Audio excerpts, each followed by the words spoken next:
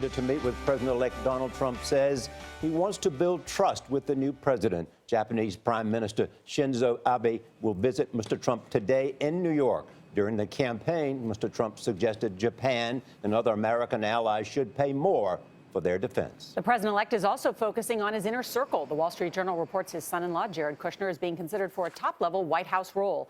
And sources tell CBS News Mr. Trump is now offering key administration positions to some candidates. Chip Reid is watching the transition for us. Chip, good morning. Well, good morning. President-elect Trump's transition team is on a full-court press to show they are in control. Last night, they held a conference call with reporters announcing their plan to institute a lobbying ban on any person who is part of the transition or the new administration, which could pose a problem for some of the people going in and out of Trump Tower. The elevators at Trump Tower were kept busy as a stream of transition members, possible administration picks, and well-wishers went up and down greeting President-elect Donald Trump. Today, he plans to meet with a group that includes former Secretary of State Henry Kissinger, Governor Nikki Haley, and the current director of the NSA.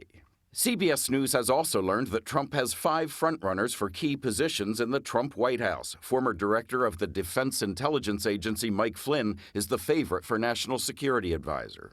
Flynn was loyal to Trump throughout the campaign and claims that he was fired from his former post at the DIA for strong views against radical Islam. Senator Jeff Sessions of Alabama, a senior member of the Senate Judiciary Committee and also a loyal Trump supporter, is believed to be a favorite for Attorney General.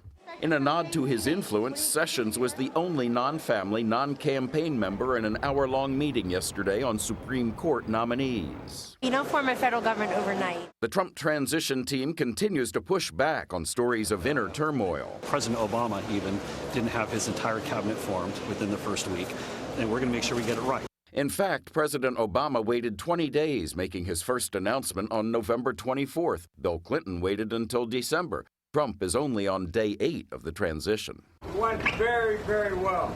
Vice President Biden defended the incoming administration while welcoming Mike Pence to his future home. No administration is ready on day 1. We weren't ready on day 1. I've never met one that's ever been ready on day 1. But I'm confident on day 1, everything will be in good hands.